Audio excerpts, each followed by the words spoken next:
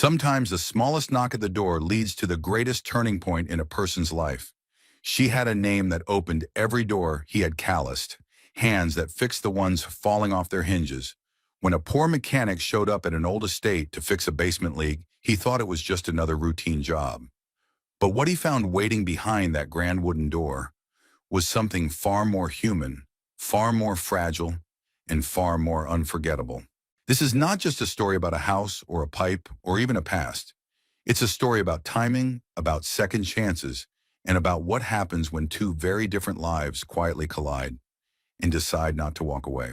If you believe in stories that heal, inspire, and remind us what truly matters, make sure to subscribe to the channel and hit the bell so you won't miss a single chapter. Now, let's begin. A poor mechanic came to fix the basement leak. The heiress said, "That's not why I called you." The phone rang just after sunrise, long before Jack Harper usually stirred from his creaky twin bed, tucked into the back room of his modest garage. The call display flashed unknown, which usually meant a spammer or a wrong number. But something, maybe instinct, maybe the stillness of the morning, made him pick up. "Is this Jack Harper?" A woman's voice asked, smooth but distant, like she'd been trained to speak to strangers without giving away too much. "Depends who's asking," Jack said, still groggy. He swung his legs over the side of the bed and rubbed a hand across his stubbled jaw. There was a pause. "Then this is Evelyn Whitmore. I need someone to take a look at a basement leak. A pipe's burst. I think it's an old house. A very old house." Jack blinked at the name Whitmore. That name hadn't echoed through his life in years, not since the Whitmore estate had gone quiet after the old patriarch passed. A sprawling manor set on the edge of town, now mostly hidden behind ivy. "And time I don't do plumbing, not officially," he said, standing now and looking out the window at his snow-dusted pickup. "But I've patched up worse. What's the address?" "You already know it," she replied softly, and then the line clicked dead. By 9:30, Jack's truck pulled into the long-forgotten driveway of Whitmore Manor. The iron gates were rusted but ajar. The house, once the pride of the region, looked like a page torn from another century. Towering chimneys, arched windows, and walls overgrown with wild vines that wrapped around the brick like memory. The gravel crunched under his boots as he stepped out, toolbox in hand. Snow still lingered in the shadows beneath the porch, and the air smelled of pine and cold stone. He was halfway up the steps when the door creaked open. She stood framed in the threshold, a silhouette against the warm gold light of the grand foyer. Evelyn Whitmore. Not a name anymore, but a presence. She wore a cream wool coat belted at the waist and a silk scarf, the color of winter roses, draped loosely around her neck. Her dark hair, streaked faintly with silver near the temples, was pulled back in a low bun. "Harper," she greeted him, her eyes studying him. Not with scrutiny, but recognition. "Thank you for coming. I'm just here for the leak," Jack said, shifting his weight awkwardly. Her lips curved slightly. "Are you?" He stared at her, brow furrowed. She turned on her heel and gestured for him to follow. The basement's this way. Inside the house was a strange mix of grandeur and neglect. Dust floated like ghosts through tall windows, catching light that filtered through the sheer curtains. The walls were lined with faded portraits, the furniture covered in white sheets like forgotten memories. Jack followed her down a narrow staircase into the basement. The air grew cooler and damper with each step. At the bottom, a single bulb cast a weak glow over cracked cement floors and old wooden beams. "There," she said, pointing toward a darkened corner where moisture had bloomed across the stone wall. He set down his toolbox and knelt, pressing a hand to the wall. The leak was real, subtle but persistent. Water traced silent lines down the brick, gathering in a shallow puddle at the base. "I can patch this for now, but it'll need a full seal job in the spring. This foundation's seen better days. I imagine everything here has." Evelyn said, her voice softer now, as if she wasn't talking about the house. He looked up at her.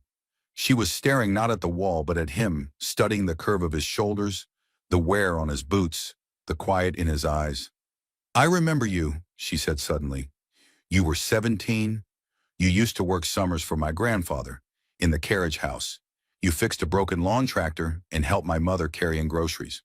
Jack leaned back on his heels, blinking. "That was a long time ago. You pulled me out of an old Cadillac in the garage," she added. "I was 6. I'd climbed inside and locked the door. I couldn't figure out how to get out, I screamed until I lost my voice. A faint memory stirred sunlight filtered through dust. The muffled sobbing of a scared little girl. The rusty creak of a door handle stuck shut. He remembered the panic in her tiny eyes and the way she clung to his shirt as he carried her out. "I gave you my handkerchief," he muttered. "I'd forgotten that I didn't," she said quietly. "I kept it for a while, until it smelled too much like the garage and not enough like kindness." Jack stood brushing the dust from his jeans. He didn't know what to say to that. He hadn't thought about the Whitmores in years, not since their parties stopped filling the streets with laughter and limousines. So he said finally, "Why call me for this?"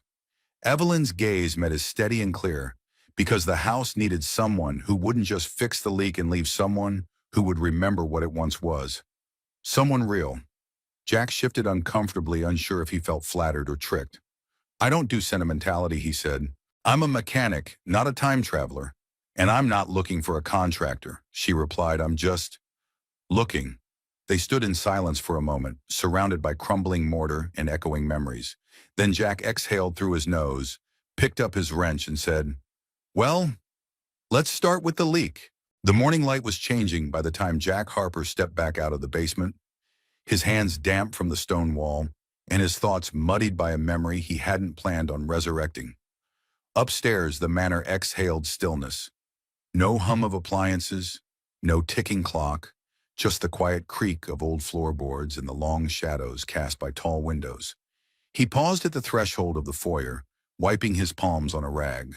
Evelyn stood by the fireplace, one arm crossed lightly over her stomach, the other holding a chipped mug of something steaming. She looked like she didn't belong there, and yet more than that, like she was trying to belong. Her clothes were expensive but understated. Her heels had been replaced with suede flats, and there was something in her face, some tired trace of loss that softened the edges of her polished demeanor. Jack cleared his throat. "It's a small leak for now. Nothing's collapsed yet, but you'll want to reinforce the southern wall before spring thaw. Water seeping in from outside." Evelyn nodded, then offered him the mug in her hand. "It's coffee," she said, "but I won't lie, it's terrible. I haven't figured out the old percolator." Jack hesitated, then took it. The mug was warm and awkward in his calloused hands. "Thanks." They sat in silence, her perched on the edge of a velvet armchair, he leaning against the doorframe like a man with somewhere else to be, but no rush to get there. "I honestly didn't think you'd come," she said eventually. "You're not listed in the phone book, had to ask around." "Most people don't," Jack replied. "Call me. I mean, there's younger guys now. Flashier trucks, fewer miles in their eyes." Evelyn's eyes studied him.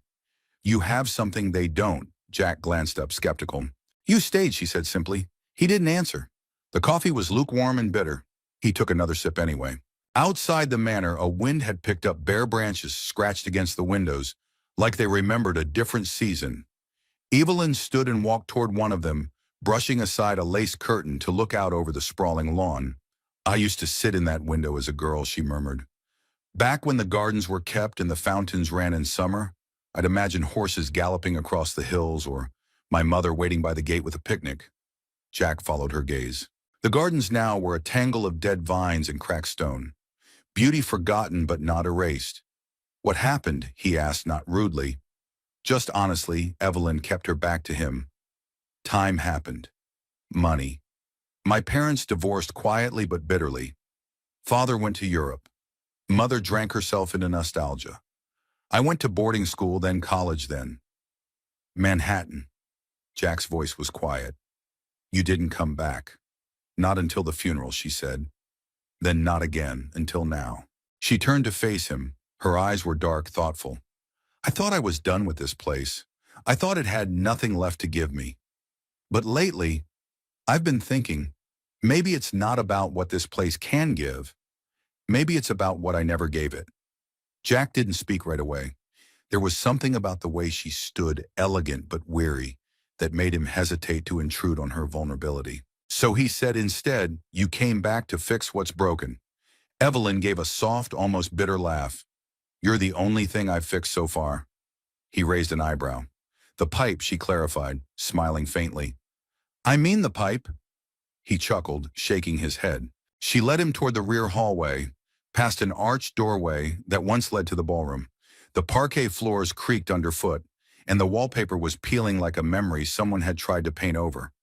At the far end, a door opened into the old conservatory, glass walls dusted with years of neglect, but still letting in long beams of light. "This was my favorite room," she said. "I used to lie on that bench and pretend I could hear the plants growing."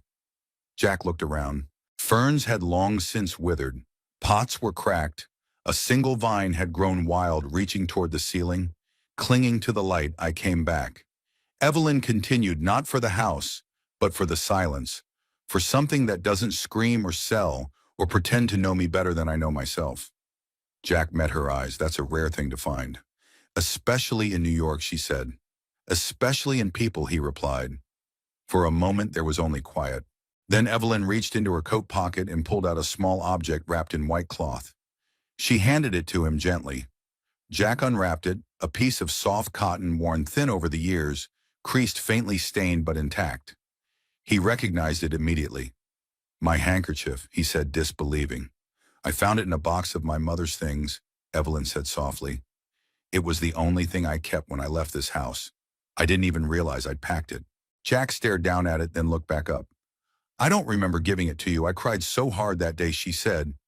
"And you didn't say much. You just handed me that and said, 'It's okay to cry. Just don't get stuck in it.'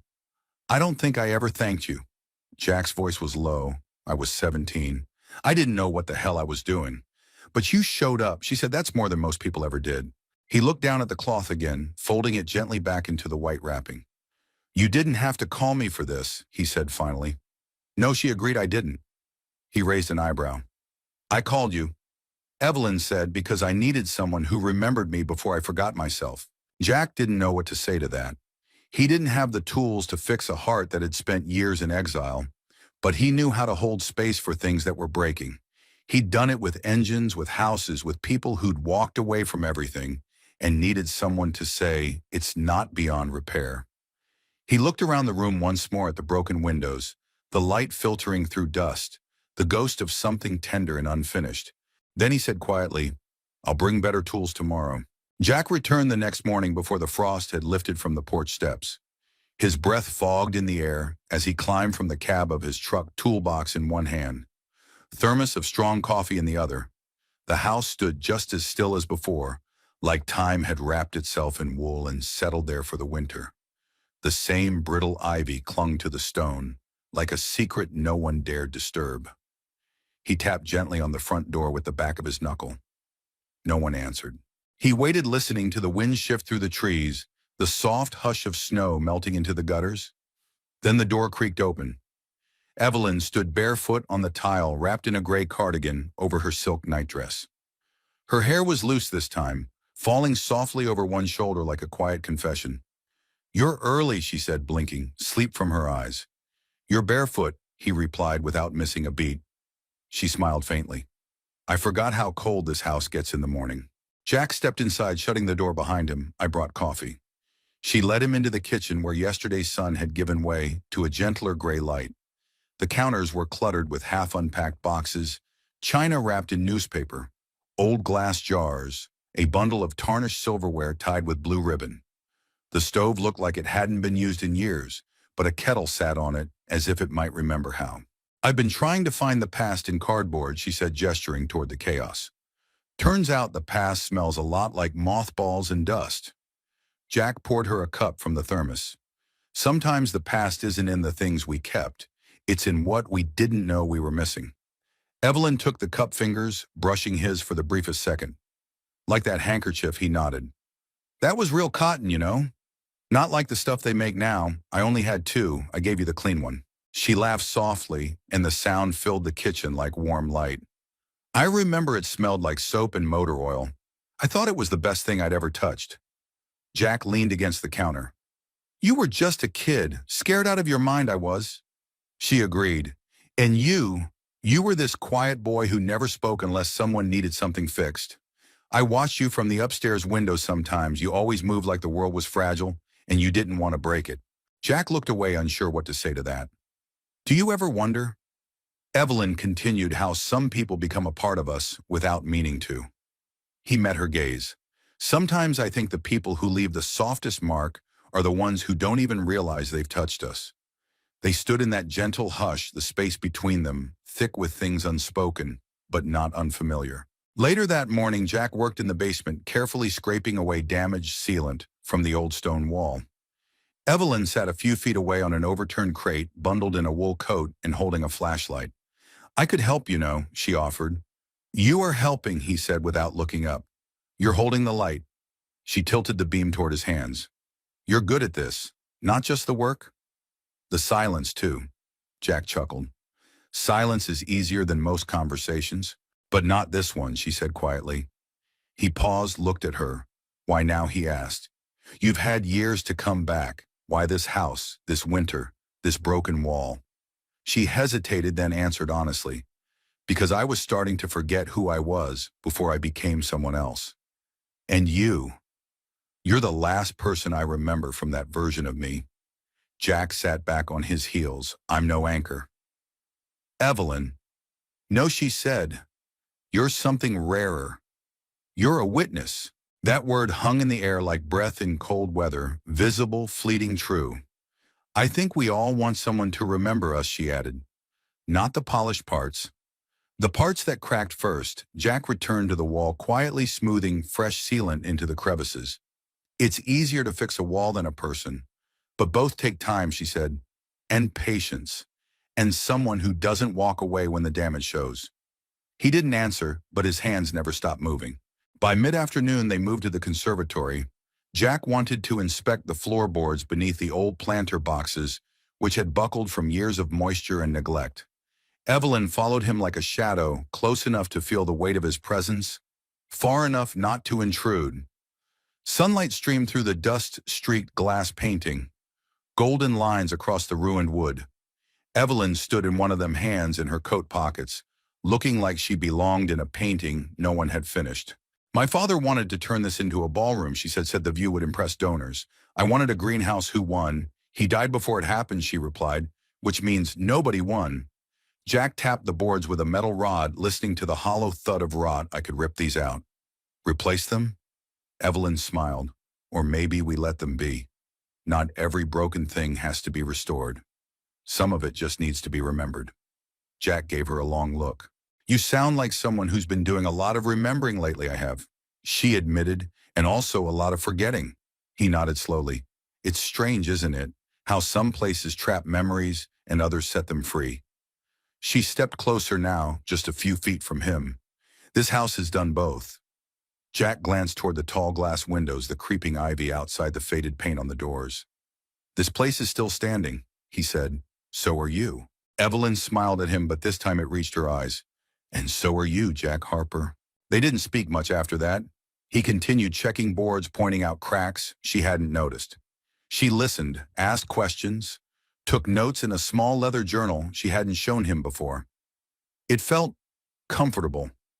Not like old friends, not like strangers. Like something unfolding slowly, carefully, with no rush to name it. As the afternoon light dimmed, Evelyn walked him to the door. "Tomorrow?" she asked. Jack nodded. "Tomorrow." She opened the door and cold air swept in like a curtain.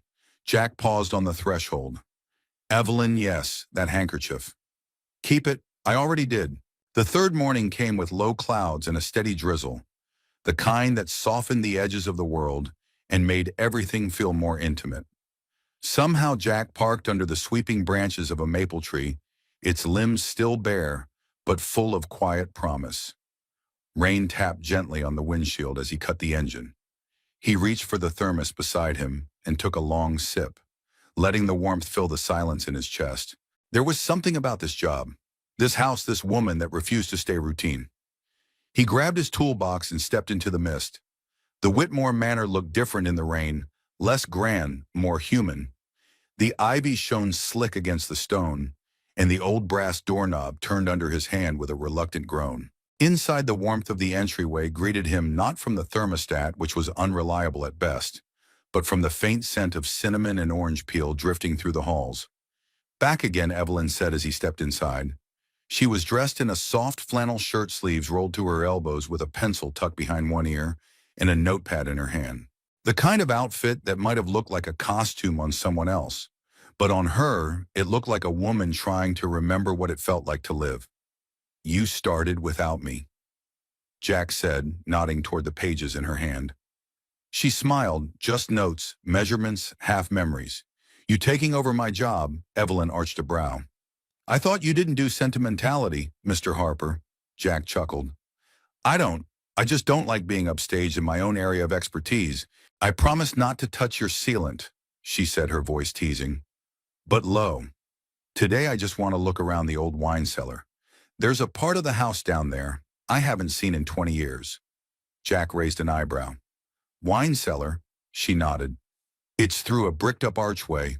My grandfather sealed it off when I was a girl, said it was unsafe, but I remember it. I used to sneak down there. There were etchings on the walls, my name carved by someone. I want to know if it's still there. He paused. You sure it's safe now? No, she said. That's why I brought you. The air in the basement was cooler today and damp in a way that clung to the skin. Jack held the lantern while Evelyn traced her hand along the stone wall, feeling for the line she remembered as a child, the seam where the wall was once open. There she said suddenly, her fingers tapped against a narrow groove hidden behind a stack of rotting crates. This was the arch. I remember the sound it made when I ran my hand along it. Hollow like a breath caught in stone. Jack examined the bricks, knocking gently. She was right, it was hollow behind there. He set the lantern down and got to work carefully, chiseling away the mortar. The sound of metal against stone echoed in the space. Rhythmic and patient, Evelyn sat nearby on a step, hugging her knees, watching him. Did you ever want to leave? She asked, her voice breaking the silence. Jack paused. Leave the town. Yeah, he thought for a moment, wiping dust from his fingers. When I was a kid, sure thought I'd be an engineer. Build bridges, go west. But then my mom got sick and my little brother was too young to do much. So, I stayed. She nodded. That's a rare thing. Choosing to stay, it didn't feel like a choice at the time. And now Jack met her eyes. Now it feels like it mattered. The final brick gave way, with a low groan, revealing a narrow passage beyond. The air inside was thick, stale, with disuse, but the walls still stood strong. Evelyn stepped through, first lantern in hand. The room beyond was smaller than she remembered, with shelves still lined with ancient dust-covered bottles. Spiderwebs clung to every corner, and the scent of old wood and stone hung heavy in the air. On the far wall, carved into the plaster beneath the window slit, were faint initials. WHJH, Evelyn gasped. They're still here. Jack stepped beside her. Who's WH? My father, she said softly. Whitmore Harrison.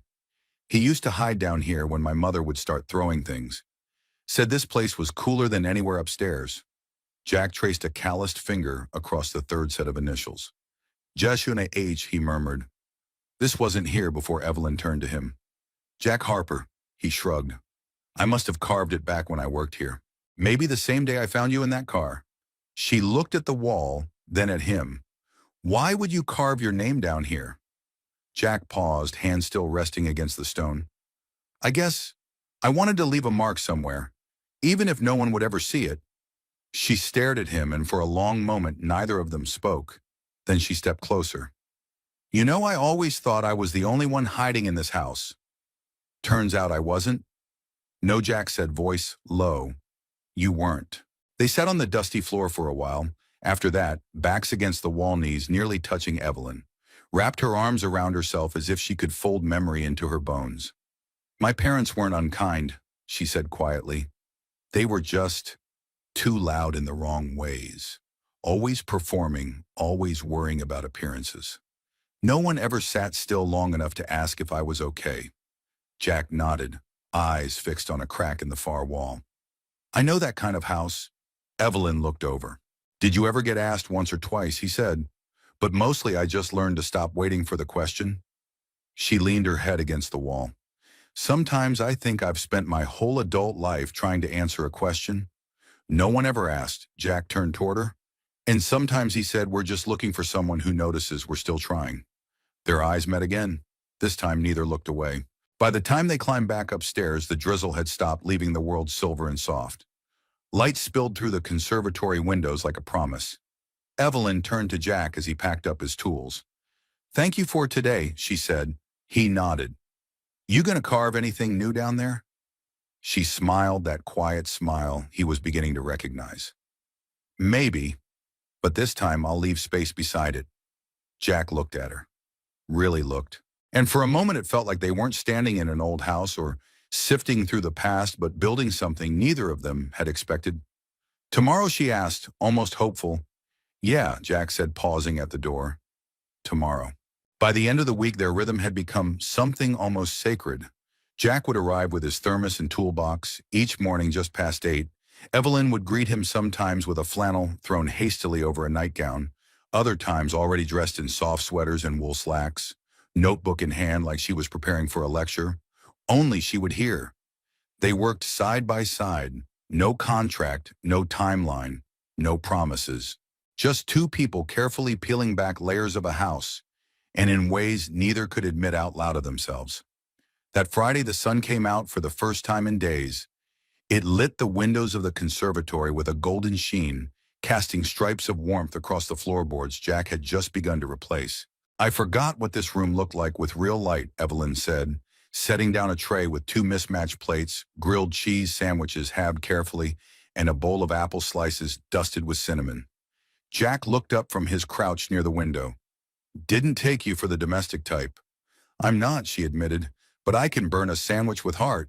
He laughed. As long as you don't burn the house, we'll be fine. They ate on the floor, no table. No ceremony, just the two of them sitting with their backs against the wall, legs stretched out into the warm spill of sun. Dust floated through the air, caught in golden shafts.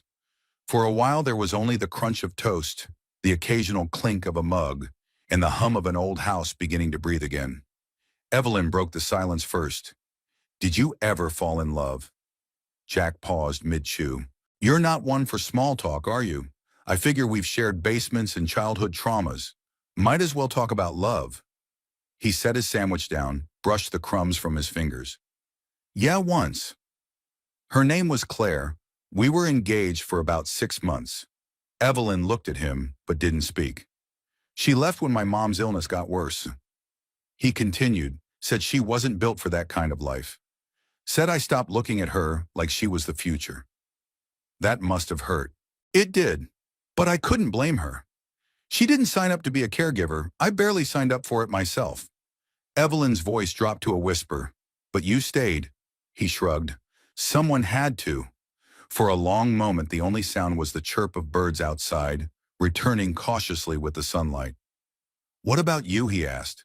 She traced a fingertip along the edge of her plate. I was supposed to marry a man named Grant.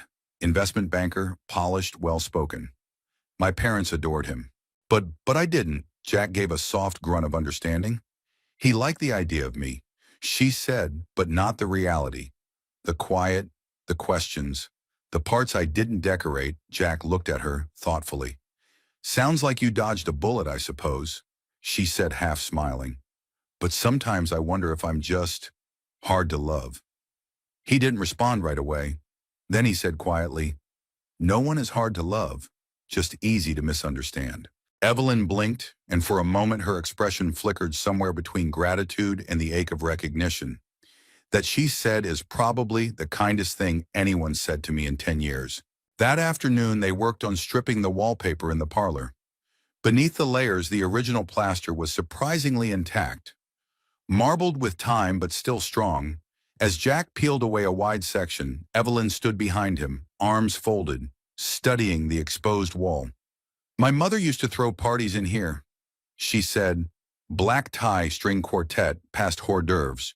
You couldn't move without being handed a glass of something expensive. Jack turned to her. And where were you? Hiding in the kitchen, eating crackers with the caterer's son. He grinned. Now that sounds like the best part of the night. It was, she admitted. He taught me how to roll silverware like a pro. Jack stepped back and looked at her. You remember things with such clarity. She nodded. When you feel invisible, you learn to observe. It's how I protected myself. Watching instead of being. Jack looked down at the roll of wallpaper curled at his feet. Maybe that's why this place called you back. It remembered being seen. She tilted her head, and maybe it called you too. He didn't answer that. Instead he asked, you ever think of staying here? Evelyn seemed surprised by the question. Staying like moving back for good? Jack shrugged. Seems like you've done more than just visit. She looked around the room, eyes softening. I came thinking it would be a funeral. A letting go, but now? I don't know. Maybe it's more of a beginning. Jack met her gaze, or a rebuilding. They stood there for a moment in the middle of an old parlor stripped to its bones, surrounded by history and the bare walls of something new. Neither of them moved. Neither of them needed to. When the afternoon shadows lengthened and the sun dipped just below the treetops, Jack packed his tools in quiet motions. Evelyn walked him to the door as she always did. Before he stepped out, she touched his arm lightly. You'll come tomorrow. Jack paused, then nodded. Yeah, I will. She offered him a smile. It wasn't a smile for company. It wasn't polished or prepared. It was real, worn in. The kind people only give when they've stopped pretending. As he walked back to his truck, the wind picked up slightly, rustling the ivy on the stone. Jack paused halfway down the path and turned back. Evelyn stood in the open doorway, framed in the fading light. Neither of them waved, but both lingered long enough to know that something had shifted. Something small, something real. The town of Marlow was the kind of place where news didn't travel. It seeped like water through old brick, finding every crack and widening it quietly over time. By Monday morning, the gas station clerk raised an eyebrow when Jack paid for his coffee. "You've been working up at the Whitmore place, huh?" Jack nodded, noncommittal. Pretty thing that Evelyn the clerk added with a smirk. Not bad company for a guy who fixes mufflers. Jack didn't respond. He left the change on the counter and walked out without another word, but it continued. At the diner, the waitress handed him his usual breakfast sandwich with a wink. "Tell her we're all rooting for you. Rich girls in pickup trucks always makes for a good story." At first, Jack let it slide. Small towns had small minds. He'd known that since he was a boy with calloused hands before he had a beard. But by midweek, it had gotten under his skin. He returned to the Whitmore estate with a knot in his chest and a weight he couldn't name. The manor looked unchanged, serene, dignified. But that morning it felt like walking into a theater mid-scene, uncertain of who was watching. Evelyn met him in the entry hall, wearing a soft olive-green sweater that brought out the quiet hue of her eyes. She smiled, but it faded the moment she saw his face. "What happened?" Jack set his toolbox down harder than he meant to. "Did you tell anyone I've been working here?" She frowned. "No, why? Because everyone else seems to know." Evelyn crossed her arms. "It's a small town. Jack, people talk." "Yeah," he said more sharply than he intended. "And they're not just talking about plumbing." There was a pause, the kind that cracks not because of volume, but because of all the things that were never meant to be spoken aloud. Evelyn's voice lowered. "What exactly are they saying? That I've finally found my golden ticket? That I'm fixing more than just your pipes?" She stared at him, hurt flickering in her expression, like a curtain caught in a draft. "Do you think that's what I'm doing? Stringing you along for amusement?" Jack looked away, jaw tight. "I don't know what you're doing, Evelyn. You call me here to fix a leak that didn't exist. You keep me working on a house. You say you might sell, might stay in. You bring me lunch and ask about my past. I'm not used to women like you paying attention to men like me, unless there's a punchline coming." She stepped back, her voice quieter now. "And what kind of woman do you think I am?" Jack sighed. "I don't know. That's the problem." Silence filled the grand old hallway again. Even the house seemed to still waiting to see what would break. Evelyn looked down at her hands. "I didn't think people still defined others by where they stood in the world." Jack gave a bitter smile. "In towns like this, that's all they do." "I called you," she said softly, "because I remembered the boy who showed up when I needed help, who didn't ask questions, who gave me a handkerchief and sat with me until I could stop shaking. I thought maybe he'd still be there." Jack's voice was tight. "He is, but he's not 17 anymore. He's been through a few things. Learn not to mistake warmth for something more." She looked up. Then maybe I was wrong to call. Jack didn't answer. He picked up his toolbox and turned toward the basement. The rest of the day passed in near silence. They worked in the same rooms but stayed oceans apart. When Evelyn offered him coffee, he accepted it but didn't linger. When she spoke, he nodded but didn't reply. The rhythm they'd built, those soft pauses and shared glances, had slipped from their grasp like a dropped thread in a tapestry. And yet beneath the surface, something else pulsed. Not anger, not rejection, but confusion. Wounded trust unsure where to land. As afternoon sunlight slanted through the high windows, Jack stood alone in the old library, staring at the soot-darkened hearth. This room, like so much of the house, had once been alive. The shelves still held books with cracked spines and gold-embossed titles. The faint scent of leather and wood smoke lingered like someone had just stepped out and left the fire burning. He ran a hand along the edge of the mantel, fingertips brushing against initials carved into the wood, E+W. Beneath it faintly, 1989. A child's declaration in soft curves, Evelyn stepped into the doorway behind him, her voice quiet. I used to read in here for hours. When the house got loud upstairs, he turned and for the first time that day met her eyes. I didn't mean to accuse you, he said. It's just, I don't always know how to be looked at without a reason. I'm not used to people seeing me without a price tag. Evelyn stepped into the room, her arms wrapped around herself. And I'm not used to being seen for anything but one. They stood facing each other, not touching, not reaching, but recognizing. Do you think it's possible she asked for two people from different sides of a cracked wall to meet in the middle? Jack looked down at the initials on the mantel. Only if they're willing to stop pretending the wall isn't there. I'm not pretending, she said. I see it. I just don't want to climb it alone. His voice was low. I don't know if I have it in me to climb again. Last time I did the fall damn near broke me. Her smile was faint but real. Maybe this time no one's falling. Jack exhaled slowly, the fight in him softening. Then maybe he said we should keep building from both sides. She stepped forward just enough to close a little of the distance. Starting tomorrow. He nodded. Yeah, tomorrow. That evening as Jack drove home, he didn't turn on the radio. The road wound like a ribbon through fields, half frozen, half thawing. The horizon stretched wide, painted in soft lavender and steel gray. He thought of Evelyn's face in the light from the library window. The rawness, the steadiness. He hadn't been wrong to be cautious, but maybe he'd been wrong to assume the worst. In a town that kept score by bloodlines and balance sheets, maybe two people could still meet, no stage, no spotlight, just human and hurting and trying. And maybe that was enough. Jack didn't return the next day, nor the day after. The house, once filled with the steady cadence of hammering, the rustle of drop cloths, and the quiet ease of conversation, now echoed only Evelyn's footsteps. She moved through the rooms alone, each one feeling larger, hollower than it had before, like it had exhaled and forgotten how to breathe back in. She told herself he needed space, told herself she had pushed too far too fast, but it didn't make the silence easier. On the third morning, she walked down to the basement and stood before the newly patched wall where the leak had once been. The mortar was smooth now, the edges clean. A job well done, but the quiet hum that used to settle there, the comfort of his presence, was gone. And in its place, a strange ache had taken root. She turned away and headed for the garage. It was colder there, the kind of cold that crept into your clothes and stayed.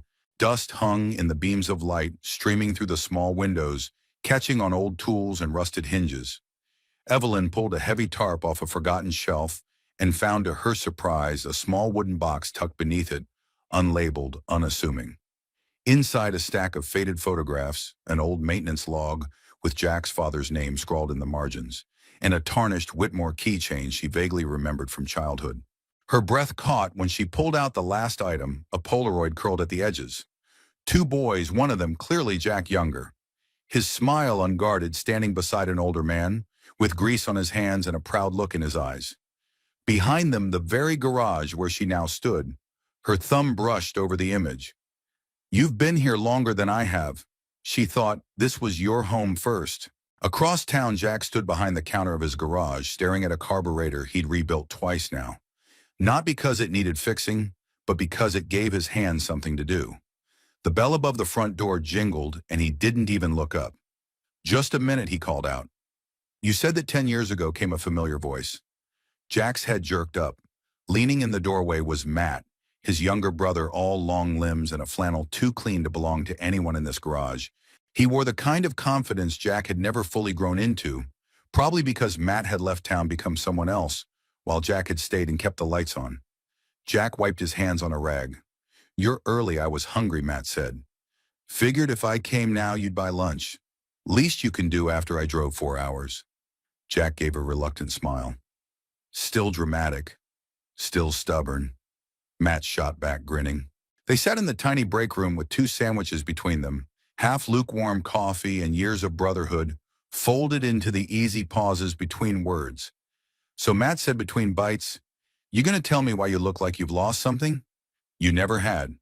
Jack leaned back, rubbing a hand across his face. "It's complicated," Matt raised an eyebrow. "She have a name," Jack hesitated, then said, "Evelyn Whitmore." Matt froze mid-chew, as in the Whitmore. Jack nodded. Matt whistled low. "You don't do simple, do you?" Jack shrugged. "It wasn't supposed to be anything. Isn't that always how it starts?" Jack didn't answer right away. He stared down at his coffee, like it held something he hadn't figured out yet. "She remembered me," he said finally. "From when we were kids, brought me back to that house. Said she needed something real. And, and for a while I believed her." Matt's voice softened. But people talk about her, about me, about what this all means. And I let it get in my head. I said some things I shouldn't have." Matt leaned forward. "Jack, has it occurred to you that maybe she doesn't care what the town thinks?" Jack looked at him. "Maybe she should." Or maybe Matt said carefully, "You're just scared that someone finally saw you, really saw you, and you didn't know what to do with that." The words landed like a truth Jack hadn't wanted to hear. He looked away, jaw clenched. Matt stood, picking up his sandwich. "You've always fixed things. Jack engines pipes problems. Maybe this time what needs fixing isn't just a wall in a basement." That evening, Evelyn stood by the fire in the old library, reading through her father's journals. Most were filled with numbers, stiff language plans for expansions that never came. But near the end of one notebook, scribbled almost like an afterthought, she found a line that stopped her cold. "The Harper boy reminds me of myself. Quiet, determined. A little too serious for his own good. If I had a daughter worth her salt, I'd tell her to marry someone like that." She set the journal down gently, her fingers trembling. Her father had never said those words aloud, but somehow they mattered more now than if he had. The next morning Jack returned. Not with tools, not with coffee, just himself. Evelyn saw him from the window and didn't move. Not at first. She watched as he stepped onto the porch, exhaled like he was letting go of something heavy, and raised his hand to knock. When she opened the door, they stood in silence. Jack spoke first. "I found some old things in the garage. Your father and mine, they worked together longer than I realized." She nodded. "He mentioned you in a journal." He looked surprised. "Said you were the kind of man he hoped I'd notice." Jack swallowed hard. "I shouldn't have said what I said." He murmured, "About you, about why you called me." "That wasn't fair." Evelyn studied him. "You were hurt." He nodded. "Still doesn't excuse it." They stood in the doorway, the morning light casting long shadows behind them. "I'm not asking for anything," Jack said quietly. "Not a do-over, not a promise. I wanted you to know that I'm still here. Not for the job, just..." Here, Evelyn opened the door wider. "Then come in," she said. "We'll start from wherever we are." Jack stepped inside. The house, once filled with silence, seemed to hold its breath, then slowly, gently let it go. The sky was washed in soft gray the morning Jack returned, the kind of sky that held its breath just before snow or forgiveness. Inside the Whitmore Manor, everything was still except for Evelyn. She had been awake since dawn, moving through the house like a quiet current, unsure what she was looking for until she found it. It was a thin, worn envelope hidden behind a false panel in her father's old desk in the study. The paper had yellowed at the edges. The handwriting was unmistakable, sharp, precise, and unmistakably her father's. She hesitated before opening it, as if the weight of its contents could reach across time and rewrite everything. It was addressed simply, "To be opened by Evelyn Whitmore if she ever comes home." Her breath caught. She sat down slowly in the cracked leather armchair beside the window, light pooling on the floor at her feet. "My Evelyn, if you're reading this, it means you came back. I want to say I'm proud of you. But the truth is, I don't know if I've ever said it enough when I had the chance. I made a life out of building things. homes, companies, reputations. But I never quite figured out how to build the thing that mattered most between us. Trust. You were always stronger than I gave you credit for. Quieter than your mother, but wiser in a way that unsettled me. You asked questions I didn't want to answer about why things mattered, about what made a life worthwhile. I don't know if you remember the Harper boy Jack. He worked for us one summer. He was no more than 17, but I saw something in him even then, a steadiness, a kind of dignity no money can buy. He reminded me of myself before the world told me what success was supposed to look like. His father was a good man, humble, proud in the quiet way real men are. When your mother took ill that fall and you wandered off, it was his father who found you by the lake. He carried you all the way back and never asked for thanks. I owed that family more than I ever admitted. I never paid the debt. Maybe you can, or maybe this isn't about debts at all. If Jack Harper is still in this town, and if by some twist of fate your paths have crossed again, don't look away. Don't let the past stop you from choosing differently. Dad. Evelyn didn't cry, not exactly.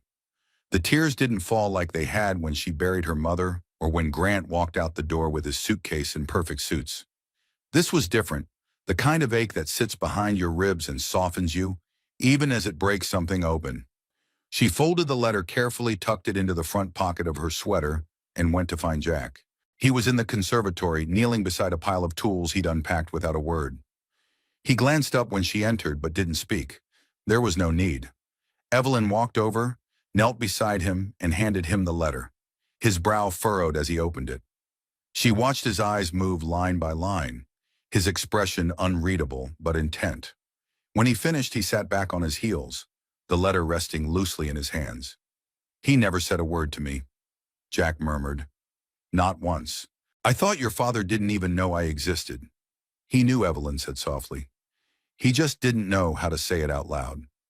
Jack ran a hand through his hair. "My father carried you from the lake." She nodded. "I was 7. I barely remember. Just that I was cold and lost, and then suddenly I wasn't." Jack let out a quiet breath.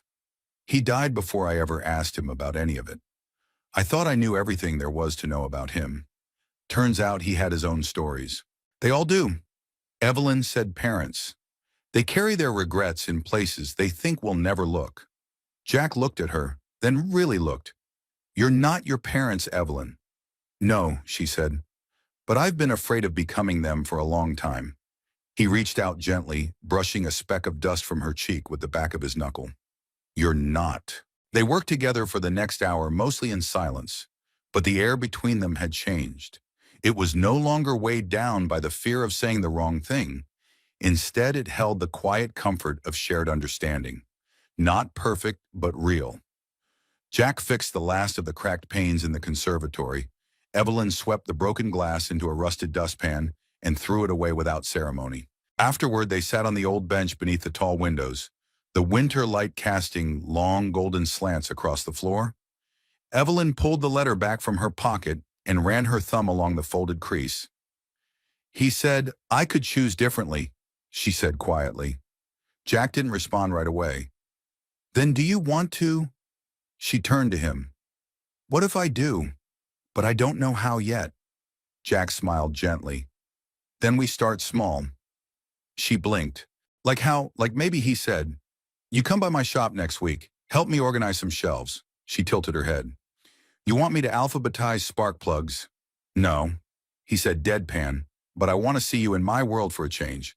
Not just here in the shadow of yours." She smiled. "Okay, but I'm wearing heels," he chuckled.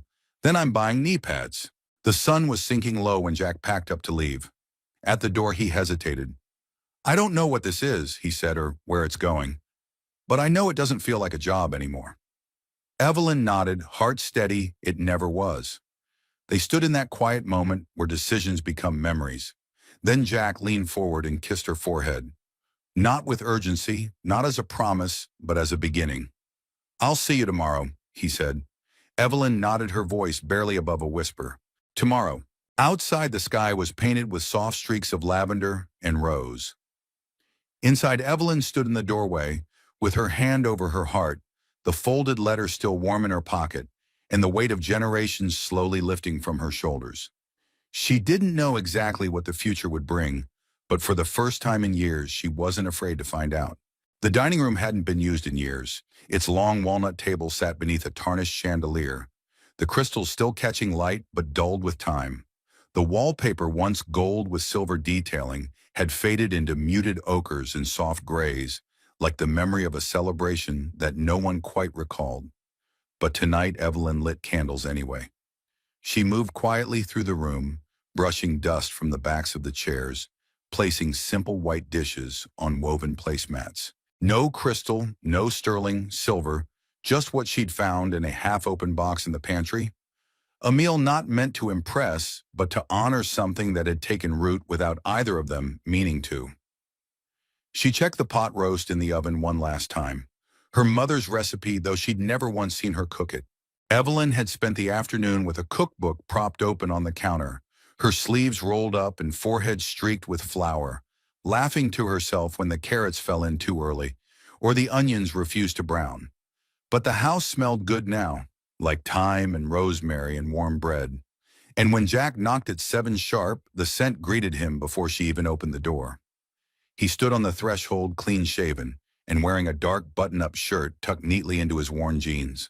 His boots were muddy from the walk up the drive, but his eyes were steady, warmer than they'd been in days. "Hope I'm not underdressed," he said, offering a half-smile. Evelyn stepped aside. "Only if you're expecting linen napkins and wine pairings." He glanced around as he entered. "This place, it feels different." She nodded. "So do I." They sat at opposite ends of the long table, at first laughing at how formal it looked.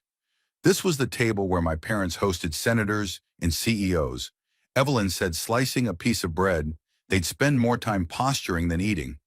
Once my father forgot I was at the table until dessert. Jack glanced down the long stretch of mahogany between them. "Would you rather sit closer?" She smiled, stood and carried her plate to the chair beside his. "There," she said, settling in beside him. "Now it's just dinner." The food was imperfect, some bites too salty, others a little bland, but Jack cleaned his plate like it was the best thing he'd had in weeks. Evelyn ate slowly, watching him between bites, still not used to how easily he occupied space when he didn't mean to. Afterward, they lingered at the table, sipping tea from mismatched mugs, the fire in the adjacent room casting flickering light across their faces. "You ever think about leaving?" Jack asked, his voice soft. Evelyn looked at him. "Leaving the house. The town." She folded her hands around her cup. "I already did. Spent 20 years trying to outrun this place, but I never really belonged where I went." Jack nodded, looking into the steam rising from his tea. "I've thought about it too," he said, "more when I was younger, when the shop got quiet or the loneliness got loud. But every time I packed a bag, something stopped me. Your mother at first," he said, "then my brother, then habit." She tilted her head, and now Jack looked up. "Now I think maybe there's something here worth staying for." Evelyn's breath caught, but she didn't speak. The silence between them was full, not empty, charged, not heavy. And just as she opened her mouth to speak, Jack leaned back and reached into his jacket pocket. "I brought something," he said, pulling out a folded sheet of paper. "Found it tucked in a maintenance log at the shop. It's a proposal your father had written. For turning this place into a retreat center, he wanted to offer veterans and struggling families a place to stay. Quiet, safe off the radar." Evelyn stared at the paper. "Surprised he never mentioned this to me." Jack nodded. "Didn't mention it to many, but it's all laid out here. The design, the cost projections, even a list of names of people he wanted to bring in to help, including my dad." She read through it in silence, fingers trembling just slightly. "He was planning to use this place for good," she whispered. "Not just for appearances." Jack looked at her gently. "Maybe that's why he wanted you to come home. Not to restore what was, but to finish what he started." Evelyn set the paper down slowly. "I thought I came back to let go, but maybe I came back to build something." They sat in silence for a while, the candles burning low. Then, without looking at him, she asked, "Are you still afraid I'll leave?" Jack didn't answer right away. "Not if you're building something," he said at last. "People don't walk away from foundations they've poured themselves." She turned to him, her expression open bare. And if I asked you to help me build it? He looked at her. Really looked, and for the first time he didn't hesitate. I already started. Later that night, Jack stood at the front door, the night air cool and crisp against his skin. Evelyn leaned against the doorframe, arms folded over her chest. This felt like a goodbye, she said softly. Was it? Jack shook his head. No, but it was a turning point. She studied him. Are you sure? He reached out, brushed her cheek with the backs of his fingers. I'm tired of waiting for perfect clarity. All I know is when I'm here, it doesn't feel like I'm passing time anymore. Her voice was barely a whisper. Then stay. Jack leaned in close enough to feel her breath, but didn't kiss her. Not yet. Tomorrow, he said instead, we'll draw up plans for the house, for all of it. He stepped into the night boots, crunching softly over gravel headlights, flaring as he turned the truck around. Evelyn watched until the red glow disappeared into the dark. She didn't go back inside right away. She stood there a long time, the night cool on her skin, the scent of thyme and smoke still lingering in her sleeves. And for the first time, she wasn't afraid of what came next. She was ready. The next morning broke with a soft, peach-colored sky. Snow dusted the trees thin and lacy like the first touch of winter's second breath. The world was quiet, hushed, not asleep but listening. Jack arrived earlier than usual. No toolbox, no coffee, just a folded sheet of paper in his pocket and something heavier behind his ribs. He hesitated on the porch. The wood creaked under his boots the same way it always had. But today it felt different, like he was standing not at a threshold but at a crossroads. When Evelyn opened the door, she looked surprised to see him so early. She was barefoot, wrapped in a long cardigan, holding a pencil in her hand, like she'd just stepped away from something unfinished. Her hair was pinned up messily, and her cheeks still carried the softness of sleep. You're early, she said, voice gentle. Jack nodded. I needed to be. She stepped back to let him in. They stood in the entryway where light poured through the tall windows and painted gold on the old parquet floors I've been sketching, she said, motioning toward the kitchen table. Not architectural plans, just ideas. Spaces for people to gather. Quiet corners, a reading room, a porch swing. Jack followed her in and saw a dozen rough pencil drawings scattered across the table. None were polished, but all of them were filled with intention, with care. They're good, he said, picking one up. Honestly. She shrugged a little bashfully. It's how I think.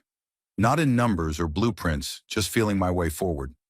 That's the only way worth building, he replied, sitting down. They stood over the sketches for a moment before Evelyn turned to him. You said yesterday was a turning point, she said quietly. That we draw up plans today, but you didn't bring your tools.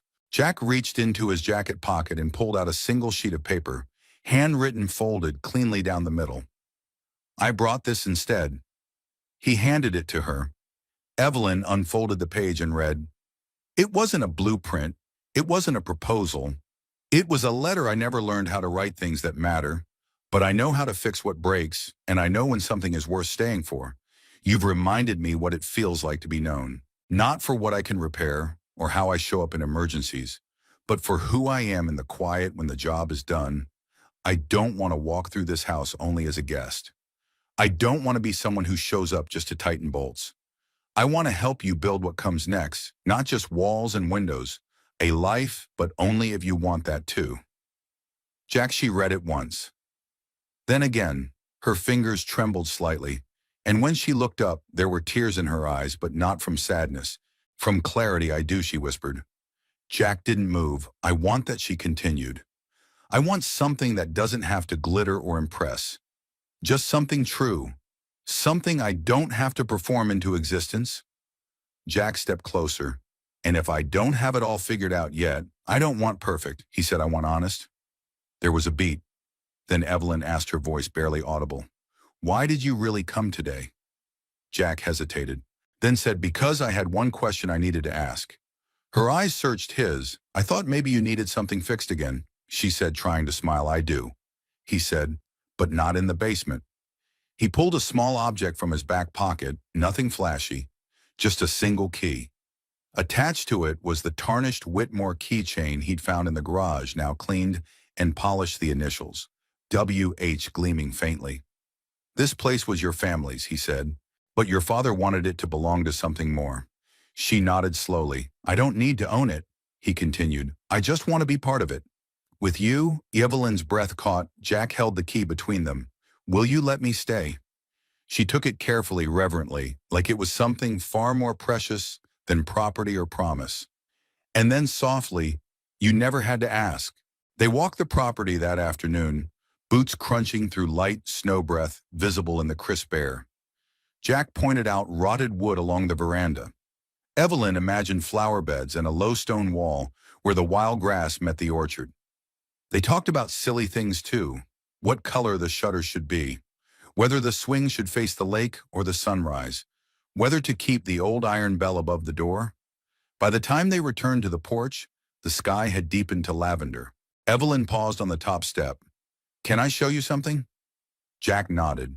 She led him through the front door, up the sweeping staircase, and into the attic, a place neither of them had yet explored together. Dust hung thick in the air, but light filtered in through a round window at the far end, illuminating a trunk in the corner. She knelt and opened it. Inside were stacks of drawings, her childhood sketches, houses, rooms, staircases leading nowhere. But also people, tiny figures with names scrawled in pencil. Mom, Dad, me the boy with the kind hands. She handed one to Jack, a clumsy child's drawing, two stick figures beneath a tree, one offering something to the other. That day she said, you gave me a handkerchief. But what I remembered wasn't the cloth. It was the way you didn't rush me, the way you didn't try to make me stop crying. You just stayed. Jack stared at the drawing. I didn't think it mattered, it did, she said. More than you'll ever know. As the sun dipped low, they returned downstairs and stood in the kitchen where dinner simmered again. This time a simple soup, rosemary and potatoes. Evelyn turned off the burner, then leaned against the counter and looked at him. This house is full of echoes, she said, but I think it's ready for new sounds. Jack smiled. Laughter's a good place to start. Maybe music, she added. Even bad piano playing, I can manage 3 chords, he said. That's something. She reached for his hand. Their fingers laced, no ceremony, no hesitation. Not a promise of perfection, just presence, just beginning. The next few weeks moved like pages turned in quiet reverence. Winter, once harsh and biting, had softened into something almost tender. The snow no longer fell in heavy silences, but in light flurries that painted the trees like lace. The manor, too, had changed, not in structure, not yet, but in spirit. Where once there had been stillness, there was now motion. Where there had been dust, now light danced in corners. Jack and Evelyn worked side by side, not hurried, not cautious, just steady. Some days they cleared rooms that had been closed for decades.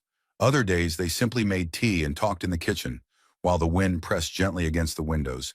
They'd begun drawing up real plans for the future of the estate. A retreat, yes, but not just for veterans and families. For teachers, for artists, for people whose lives had cracked quietly without anyone noticing. We'll call it a place for rebuilding, Evelyn had said one morning, tapping her pencil against her notepad. Not as a metaphor, as a way of being. Jack had simply nodded, smiled, and replied, you should put that on the sign. Late one afternoon, after a long day of sanding the old banisters and checking insulation in the attic, Evelyn walked into the front parlor with 2 mugs of hot cider. Jack was standing near the grand fireplace, holding an old photograph in his hands. She walked over and peeked at it. The photo was faded, sepia-toned, a group of workmen outside the manor in the late 1950s, one of whom she immediately recognized. That's your father, she said, pointing. Jack nodded. And yours standing behind him. They stared at the photo for a moment in shared quiet. Funny, isn't it, she murmured. They stood right here before us, carrying hammers and burdens we'll never fully understand. Jack placed the photo carefully back on the mantel, and now it's us building forward. She handed him the mug, their fingers touched briefly, warm, familiar. I keep thinking, Evelyn said, how strange it is that this house held so much pain. And yet it was waiting, like it knew we'd be the ones to give it another chance. Jack looked around the room. The wallpaper was still peeling. The floors creaked. The ceiling had water stains from storms long past. But it was beautiful because she was in it, because they were in it together. Do you ever wonder, she asked, if you hadn't come to fix that non-existent leak, if we would have met again some other way? Jack smiled into his cider. No, I think life's a bit less poetic than that. I think people walk past each other all the time, and the timing has to be just right. He paused, or maybe he added, the house really did call me.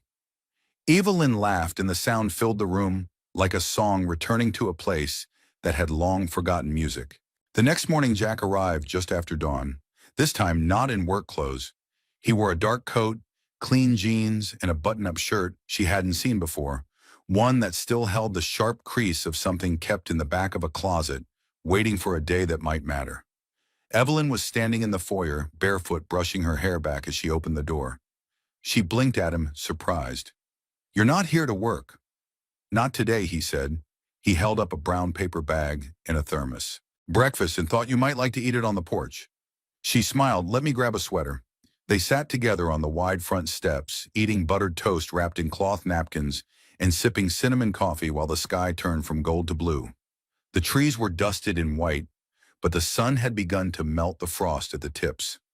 A cardinal hopped from branch to branch, its red feathers striking against the quiet landscape. They didn't speak for a while. Then Evelyn turned to him, her voice soft. "Why today?" Jack set down his cup. "Because I've been waiting for a moment that didn't feel borrowed." He looked at her, his eyes steady, "And today feels like it's ours." She looked at him, really looked, and the weight of those weeks, those years before them, seemed to lift. Not everything had been said, but everything had changed. Later that afternoon, they returned to the basement, their basement. Now Jack rolled up his sleeves and started measuring a new section of the foundation where they'd eventually pour concrete for the retreat wing. Evelyn stood nearby, sketching in her notebook, when he suddenly paused. "What?" she asked, peering over. He pointed toward the old brick wall they'd uncovered weeks ago, the one with the initials EWWHJH.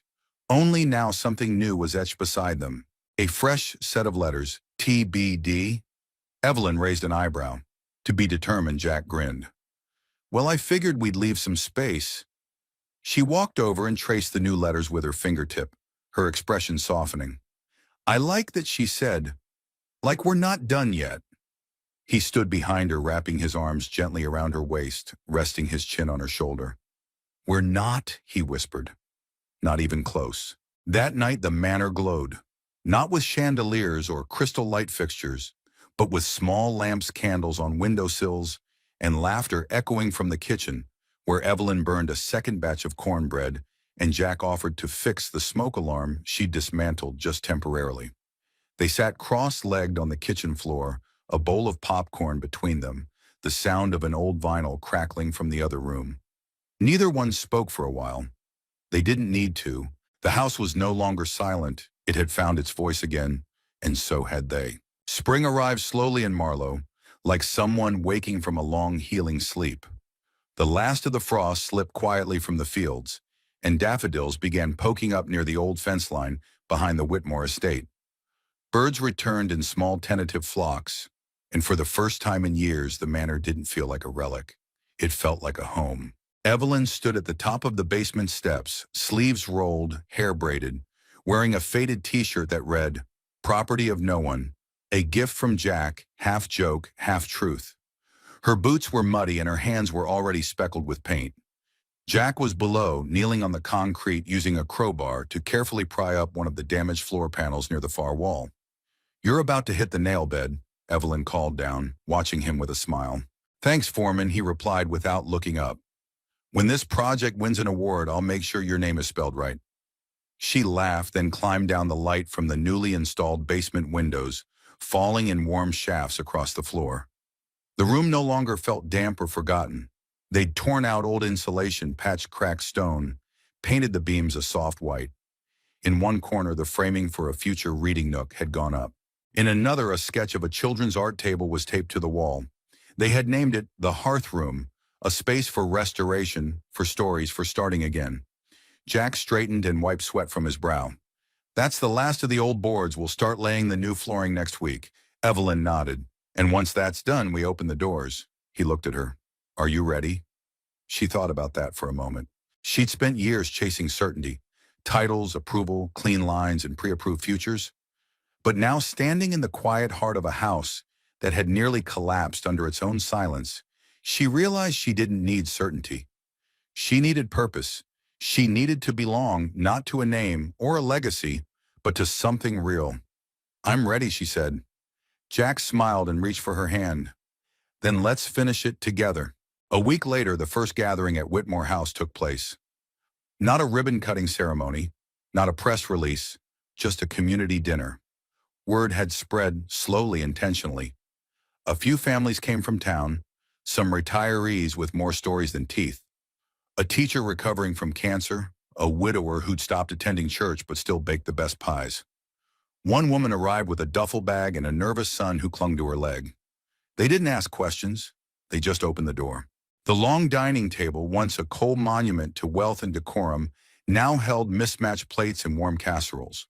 There were chairs from 5 different eras, a tablecloth too short for the length of the wood, and a makeshift banner above the fireplace that read in bold hand-drawn letters, "Everyone has a story, here you can breathe." Jack stood near the kitchen, quietly watching Evelyn move through the room pouring cider, introducing guests, helping a shy girl set down her coloring books on the floor near the new reading bench. There was no trace of the polished heiress the town had whispered about. She was simply Evelyn, present, radiant in her worn jeans and easy laughter. She caught his eye and smiled.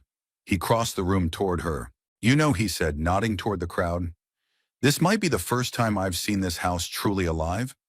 "It was never the walls," she replied. "It was the waiting." Jack looked around. The fireplace crackled. A dog snored under the piano bench. Someone in the back began to hum softly a tune. No one knew, but everyone welcomed. "You still carving initials in stone?" he asked, grinning. Evelyn leaned in close. "I was thinking, we saved that for something else." Like what, she reached into her pocket and pulled out a small brass plaque. The kind used for nameplates or garden benches, it was newly engraved. Jack read it aloud. "Restored with Grace by Evelyn Whitmore and Jack Harper, for all who need a second beginning." His voice caught near the end. She took his hand. "Hang it when you're ready," she said. He kissed her then, not with urgency, not as a reward or a promise, just as an acknowledgement. That this home, this moment, this woman was the kind of truth he'd spent his whole life quietly preparing for.